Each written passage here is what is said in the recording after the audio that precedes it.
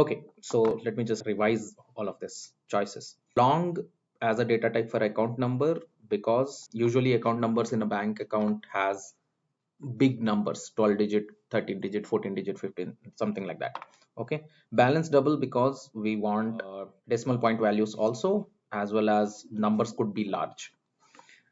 And this is a default constructor which is not assigned with values. By default, primitive data types default values will be assigned. This is our parameterized constructor. And then getter for balance and getter for bank account, setter for balance, but there is no setter for bank account because we don't want anyone else to change the account number once it is assigned to a customer, right? Fine. Then the last method left is toString method. We want both the details, and that's it. So that is our bank account, which is the basic structure. That means we are having fields, constructors, and methods. Now we will add few more methods to bank account which are meaningful to this particular concept called bank account. Okay, which are deposit and withdraw methods. Okay, deposit and withdraw methods. For deposit, we want to suppose again, as we discussed earlier, bank account we want to be created by bank clerk. So when bank clerk is creating that account, that then even if customer is choosing the operation, like they want to perform a deposit operation, it will be approved by bank clerk. So imagine a old type of bank system where customer currently does not have net banking available yet. Okay, customer is going to the bank to create bank account or to deposit amount into the bank or to withdraw amount from the bank. Also, they are not using ATM or net banking or UPI anything. They are going to bank to do that. If that is the situation, then what usually happens, customer goes to the bank and then they want to perform a deposit. They will be given a challan, and in that challan you have to fill the account number to which deposit should happen. You have to mention the amount that you want to add, and you will give the cash along with the challan to the clerk will take the money and use that challan to do the operation of adding that amount to your bank account based on the account number given. That is the whole operation, right? So in this deposit, because this bank account is already connected to the customer, okay, customer account or customer connection is not required. Bank account number is also not required because this bank account is already connected to the customer, and account number of this bank account object is already connected to the customer. Okay, and so account number need not be asked from customers, but we should ask how much amount to be added. Okay, so that's it. So let us add public void deposit, and I am providing double amount. What should happen inside the deposit method? It should be a simple update statement, right? We have to update which field? Balance field, right? That's it. So I'm writing balance equal to balance plus amount. Simple. And for performing a deposit operation, we actually need not perform any kind of checking. Okay, because we are just adding amount to the bank. That's it. We are not subtracting anything. We need not check for any kind of conditions. Okay, for now at least. Then let us go implement withdraw method. Public void withdraw, and here also we want a double amount.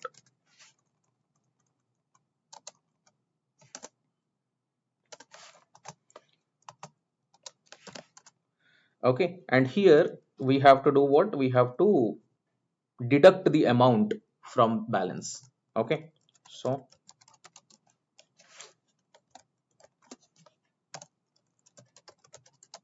balance equal to balance minus amount. Okay, but here For withdraw, we have to do some kind of a condition checking. Why? Because there is a possibility that the amount that we are receiving from customer may not be as per the balance that is available in the bank account. Maybe customer is not checking how much balance is available in the account and then withdrawing. If they are checking, that is great. If they are not checking, our application should not allow that to happen. Okay, and so we have to write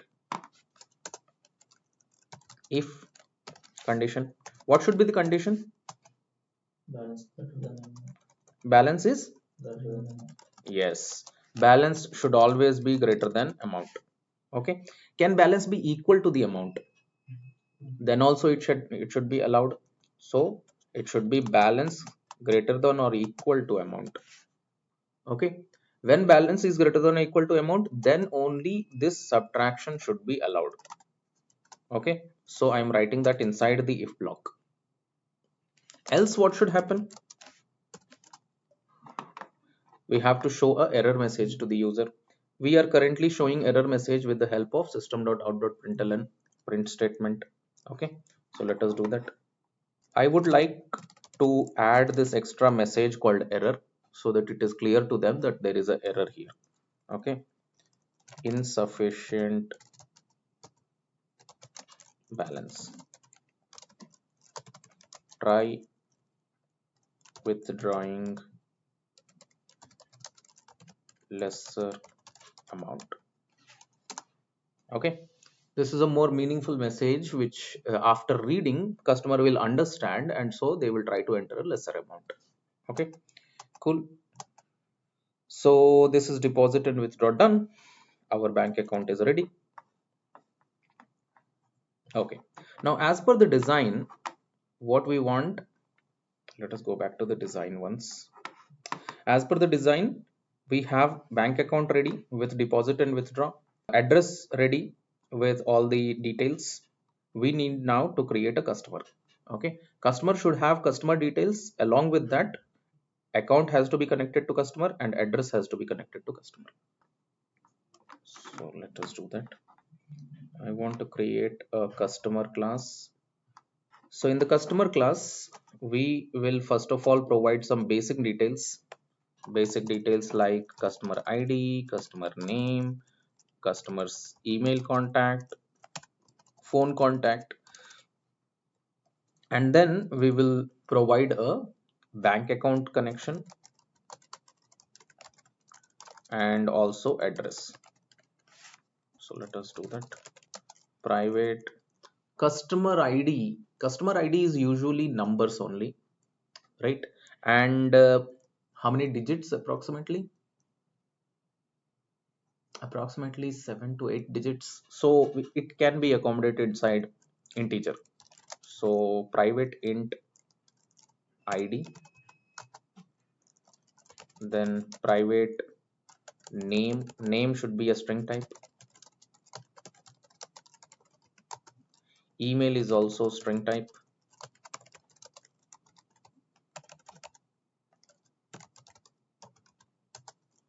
phone number, what should be data type of phone number? Long, right? Because what is the reason? Yes, phone number is always 10 digits and integer will not be able to accommodate phone number values. Okay, so long is a preferable data type. Now for bank account, we already have a class bank account, right? So we will write private bank account.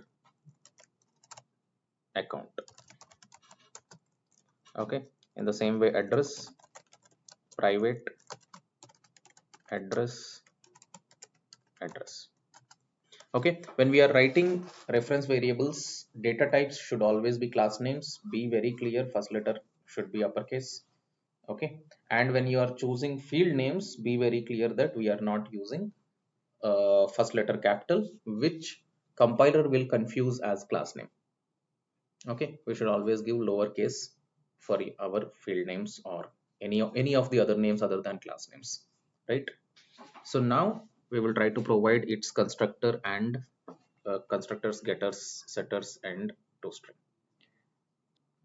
customer constructor with all the fields. And once again, this for now, because there is no inheritance applied in our program, we don't need this super constructor call. I'm removing it. And then we need one more constructor, which looks like a default constructor. So source constructor using fields, and I am deselecting all so that it only creates a simple customer constructor call.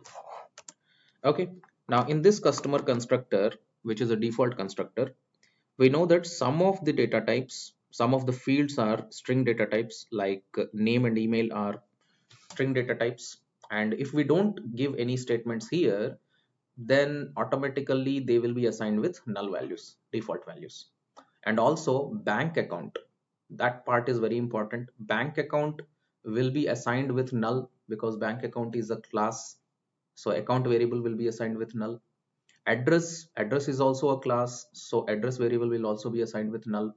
And any customer having null as a bank account is meaningless, right? It is like, okay, one thing we can say is maybe that customer currently does not have a bank account at all.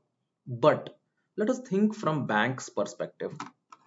From bank's perspective, why would bank create a customer at all who does not have a bank account?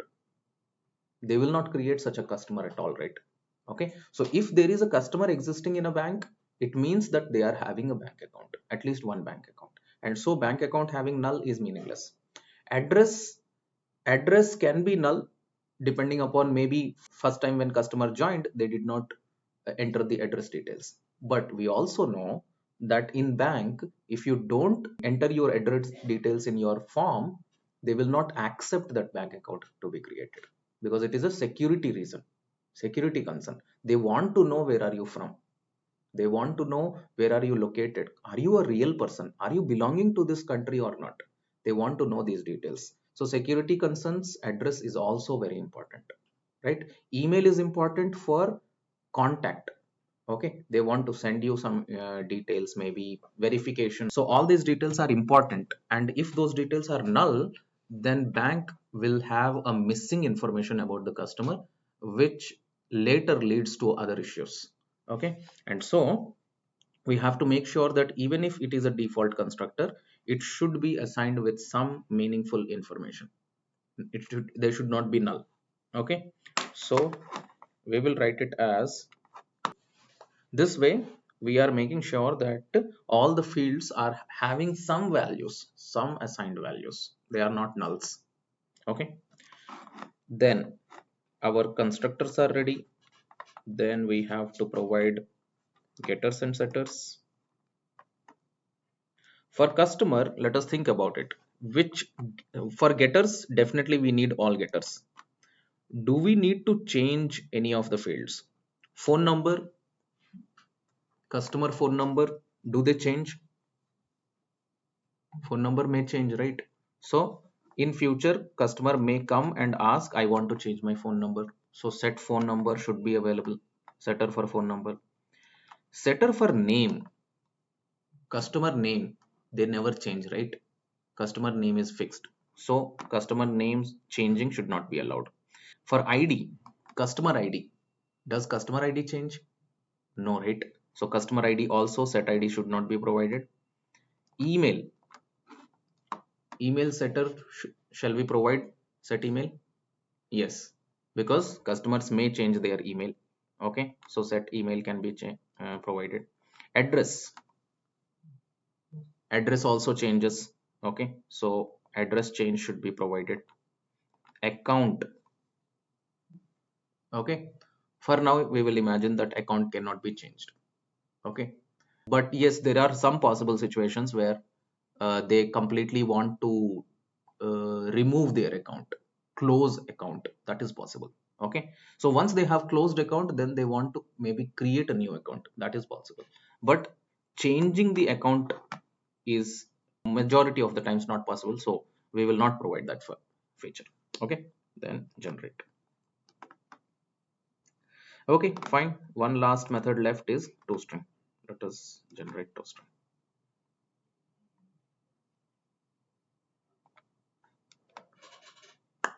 Okay, done. Our customer class is also ready. Now we are left with bank class. Once again, why we are creating in that order only? Because we are trying to handle dependencies, right? Address and account classes, they don't depend on any other classes. Okay, so we created them first. Then customer class is depending on account class as well as on address class, so we created next. Now bank class is depending on customer. Bank class internally maintains list of customers. Each bank has multiple customers. Okay, so to implement that, we need to implement what? We need to implement an array list of customers in our bank class. Okay, so let us first create our bank class.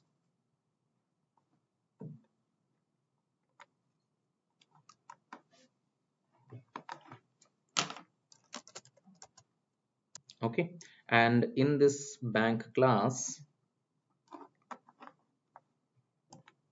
first thing that I want to provide is I want to make a list of customers. Okay, so I am providing private array list diamond notation customer. Okay, and you can choose different types of names for your field, which is an array list of customer. You can make it as customer list or cust list or c list. There are so many names possible, but I like to choose a name like customers.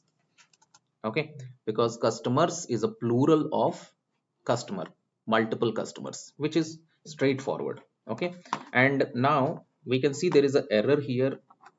I have written array list and it is telling array list.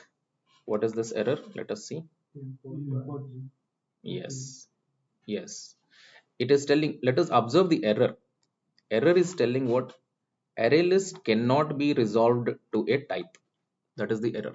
Okay. So whenever you see this error, array list cannot be resolved to a type or any name here, name or in the place of array list, there is something else, and then it is telling cannot be resolved to a type. It just means that it is not finding this class within your project. Because what happens whenever you write any class names inside your program, the very first thing our compiler tries to find is our current project. Within our current project, whether this class name is available or not. If it is available, good. It will be able to find it. It will be able to locate it.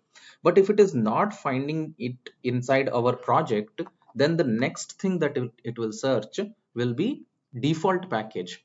What is Java's default package? Yes, lang package, java.lang, right? Java.lang is the default package. So the next thing Java compiler will search will be java.lang package. In java.lang package also, if it is not available, then it will give this error. Okay, so we know that array list is not available in java.lang package. Okay, it is available in a package called java.util. So in your Eclipse, you will find this recommendation. See, when you hover your mouse pointer on that error, you see this quick fixes. And in the quick fixes, the very first option available is import array list. And in the bracket, it is showing java.util. Okay, so we can just click it, or you can type that import statement manually. We have tried typing import statement before. Now I am choosing this link, and you see what happens. On the top of the program, import statement is generated.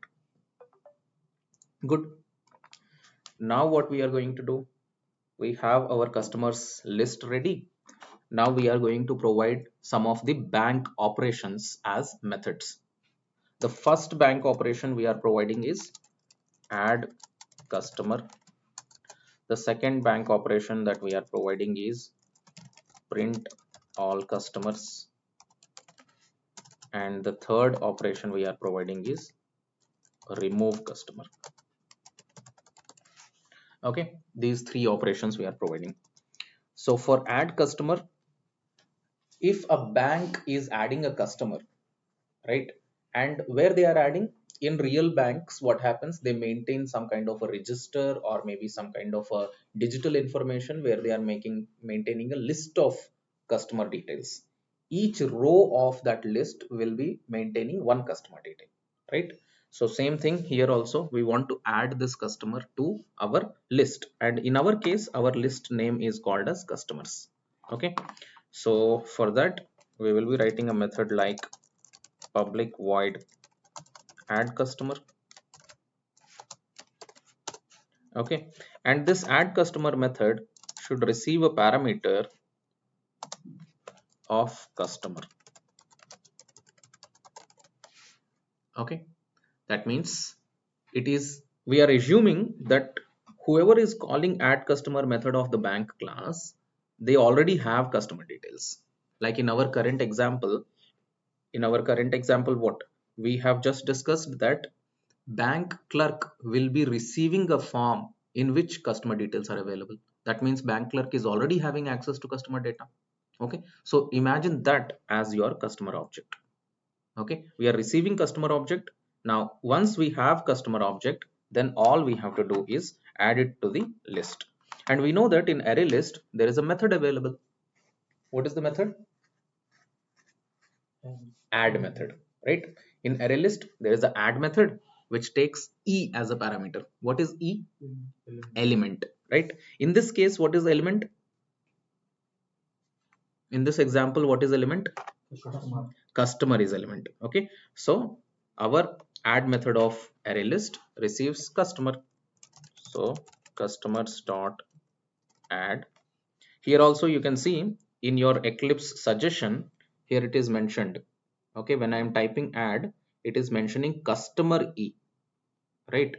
Okay, there also Eclipse is giving you a suggestion that it is expecting a customer as a parameter. Okay, so let us apply our customer parameter as the argument for this method call. Okay, by writing it like that, we are just adding this customer to the bank's customer list. Very simple, right? Okay, now we will also provide print all customers, where we will try to print all the customers that are added to bank so far. Okay, so for that we will call the method name as public void print customers.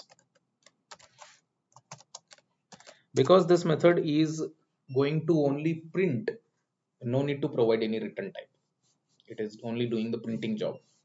Okay, so for printing, let us think about it. This bank is having array list of customers. That means it is a list of customers. In future, if multiple customers are added to this list, there will be multiple customer objects in this list. If there are multiple customer objects in this list, then we should be able to print all the customers of this list. Okay, for that, which loop is used? Which loop can be used?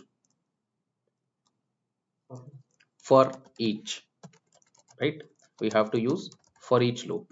Okay, so once again let us remind ourselves what is the syntax of for each loop. In for brackets, what do we write?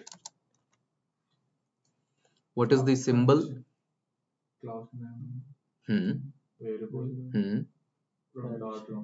Colon. Yes. Okay, so first of all, let us very simply start. In for each loop there is only one symbol, and that is this colon symbol. Okay, on the colon's right side we write array name, which we have not discussed yet, or collection name. Okay, and array list is a collection in Java. Okay, array list is a collection in Java. So we already have an array list variable called customers. We can write that on the right side of this colon symbol. Okay, so I'm writing customers, right? And on the left side of the colon symbol, we have to declare a variable. To declare a variable, we need data type and variable name. Okay, how to choose data type of this variable? the data type of the variable for this left side variable should always be element type of this array list of the collection. Whatever collection name you are writing on the right side of colon symbol, that collections, whatever is element type, that element you have to write here. Okay, so our element type is customer, so we will write customer C. Clear? Now inside the for loop, when we are trying to write C, what it will do, it will individually access one customer at a time from that array list. Okay, so we will write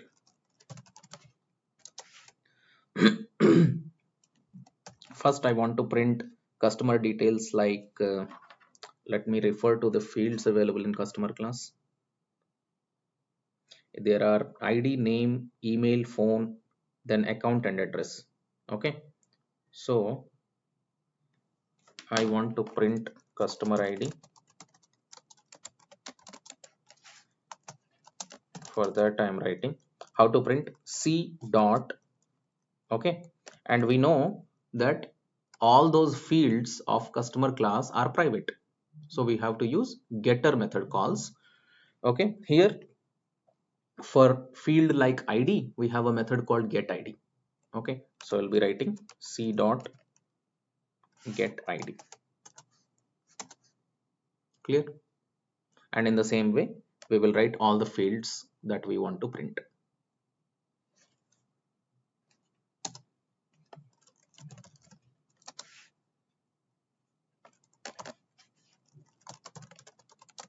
Customer name C dot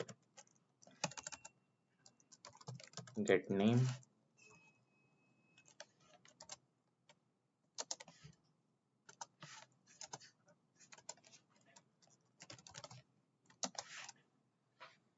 then customer email,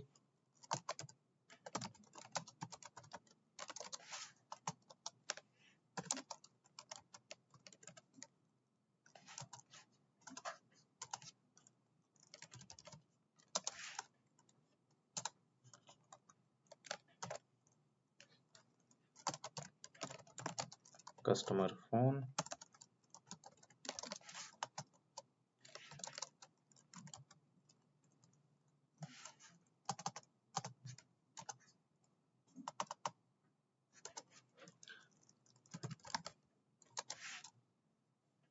okay, email, phone, up to that they are all primitive and string type, not a problem. Next comes our bank account and address. Okay, first we will print address and then we will print bank account. Okay, so for printing address we'll write customer address and then we will say C dot get address. We know that when we are calling get address method on customer, it will return as a address type of object, right? Because we know that the return type of get address method is address, right? We can see that here. See, when we hover your mouse there, it is saying return type of this get address method is address, and because it is address, it will return an object. And we know that whenever we are trying to print an object, it will print what will it print? When we are printing object, then it always prints the toString method implementation of that object. ToString method implementation. Okay, in address class we have already provided ToString method, which is providing this address, house number, building, everything, all field values one after the other. Okay, so this ToString will be implemented, or ToString will be called whenever we are trying to print our object. Okay, so here in the place of address we will get a ToString of address. Okay, the same rule applies to bank account also. So let us try to print bank account.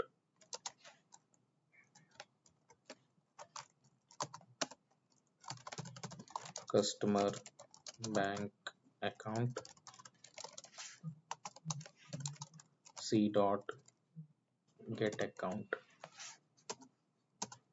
Here also same rule will apply.